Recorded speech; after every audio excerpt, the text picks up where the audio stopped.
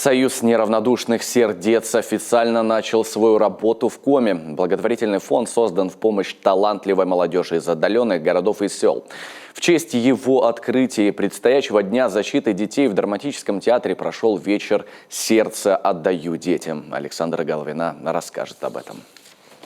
В драмтеатре в этот вечер атмосфера совсем не театральная. Это скорее творческий хаос, воцарившийся здесь с приходом юных зрителей. Счастливые возгласы уже окончивших учебный год школьников. Игра в догонялки, танцы и хороводы. В ожидании начала дети развлекаются каждый по-своему. И вот она, долгожданная фея, которая объявляет волшебный вечер открытым. Песочное шоу, анимация и, пожалуй, изюминка программы. Театральная постановка «Буратино». Театр любите? Да! А почему любите театр? Потому что там представления разные. Там все сказочное. Интересно так. Веселое все. Мы пришли сюда на окончание первого класса, закончили первый класс успешно. Ну и решили вот такую жирную точку поставить. Узнали ВКонтакте, в группе ВКонтакте, когда думала, как нам закончить этот учебный год, вот наткнулась на эту акцию.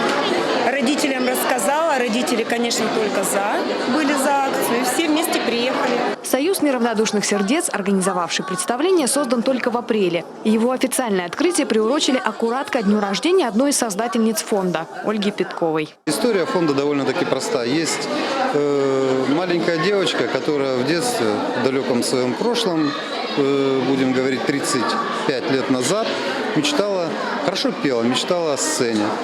Была из глубокой деревни, глубинки.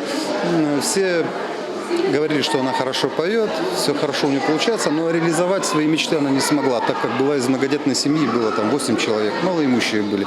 Впоследствии она воплотила эту мечту совместно со мной в жизнь. Это моя супруга Пяткова Ольга Вениаминовна. Это первый благотворительный вечер фонда неравнодушных сердец. Для мальчишек и девчонок подготовили обширную развлекательную программу. Все вырученные средства пойдут на поддержку детей и талантливой молодежи республики. Именно помощь в осуществлении творческой мечты талантливых детей из глубинки фонд ставит во главу угла. Благотворительные фестивали, конкурсы, стипендии и гранты. Многие проекты уже запланированы. Объединить усилия органов госвласти, общественных организаций, бизнеса и вообще всех неравнодушных. Такая задача сегодня стоит перед Союзом сердец. Ведь мечты действительно сбываются, особенно если в них верить по-настоящему. Александра Головина, Антон Ворожищев, телеканал Юрган, Сыктывкар.